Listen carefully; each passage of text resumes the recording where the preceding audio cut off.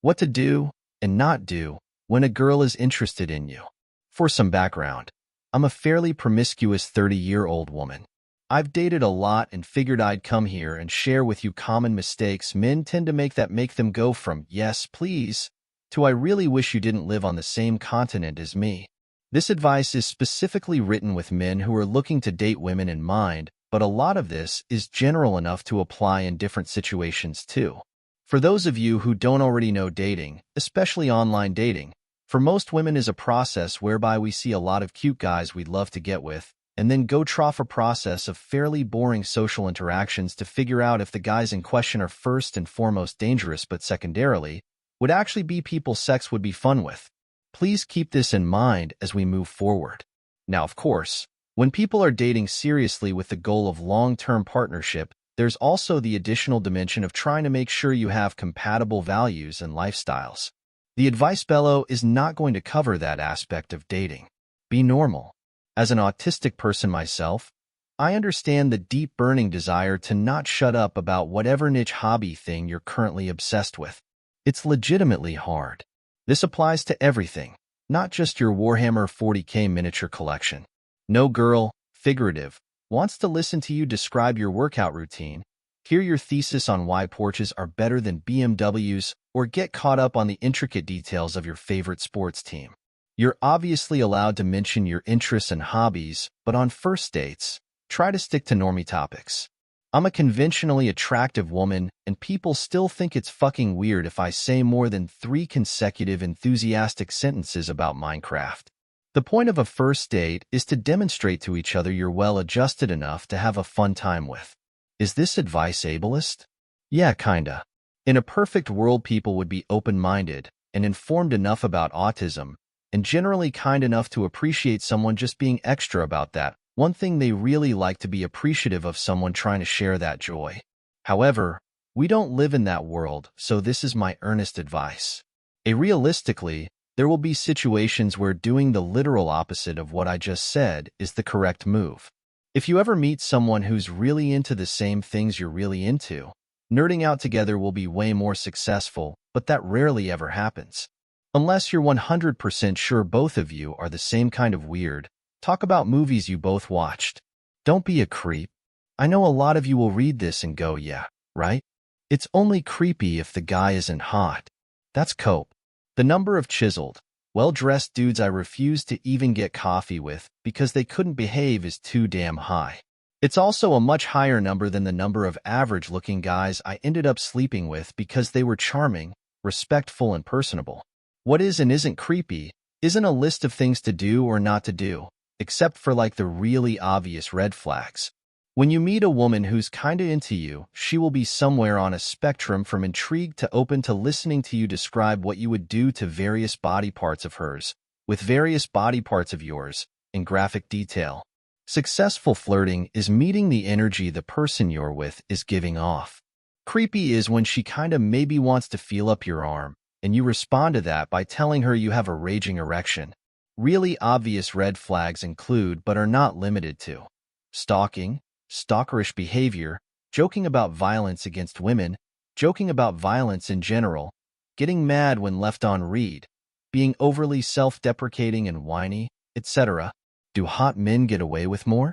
Seemingly sure, but that's only when you don't understand that they're simply reciprocating the vibes they're getting. Pretty privilege is real. People want to have sex with attractive people.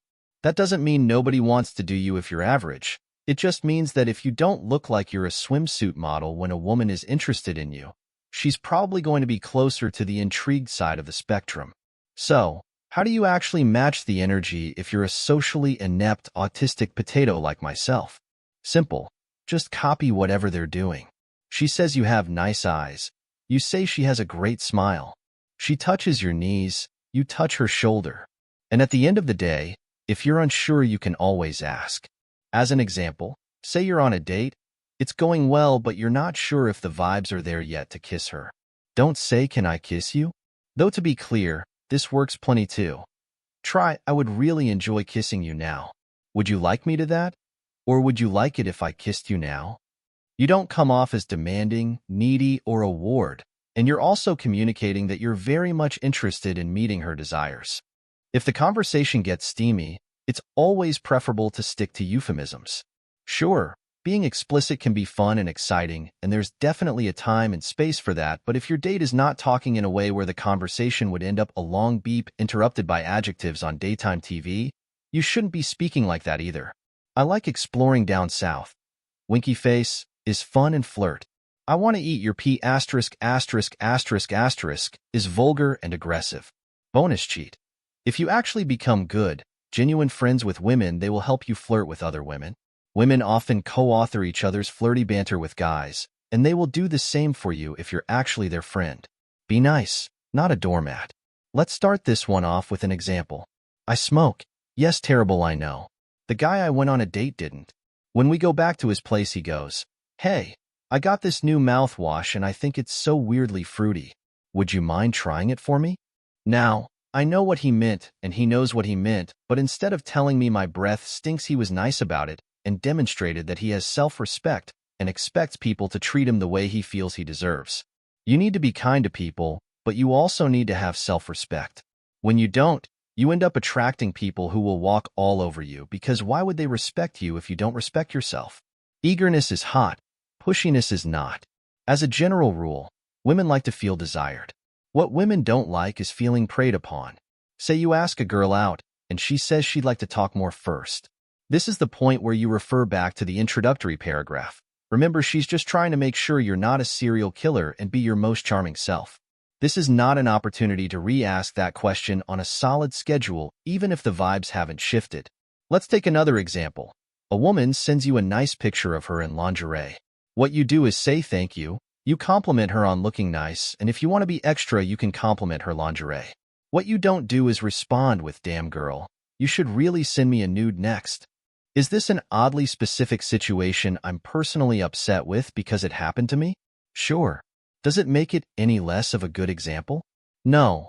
It's actually a great example because I stopped talking to that dude. All people are a little egotistical.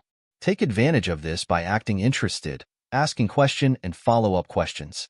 Let your date talk about themselves. Do I care about winter sports? No.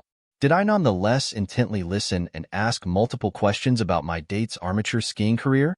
Hell, yes. This has nothing to do with your personal interest in any given topic and everything to do with making the person you're with feel special and interesting. Clean your room. You meet a nice lady, you guys talk, go on a couple of dates, and she agrees to come over to your place. Now what? You clean up is what? Nothing kills the mood faster than seeing day-old dishes in the sink, a disheveled bed and dust on furniture. Have clean bedsheets, without stains, without holes. Have your essentials like condoms, lube, tissues, wet wipes, massage oil, and marital aids somewhere close to your bed. The first 3 items on that list are mandatory. Have a small trash can somewhere within arm's reach, and if not that, then some sort of dedicated container for used condoms and tissues. Have your Spotify playlist ready to go, and if you can afford it, splurge on some mood lighting. The effort will be appreciated.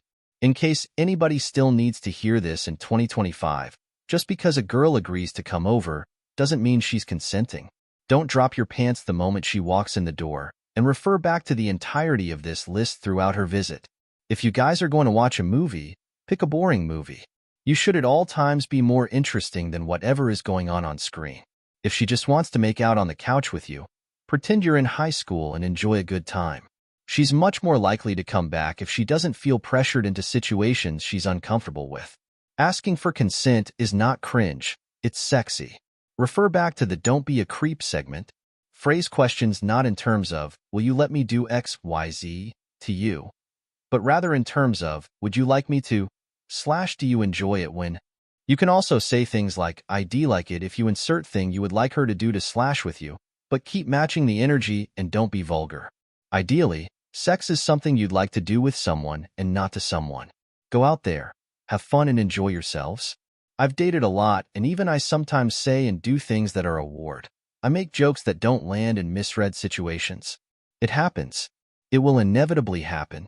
Don't fixate on it. Take the L and move on. You're not going to be everybody's cup of tea no matter what you do. There's women out there who will look at Hugh Jackman and gag, and there's women out there thirsting over a noseless Walton Goggins. Regardless of what mesosphere weirdos say, the bar for men is actually under the floor. Be nice, charismatic, and personable, and you're going to do great out there.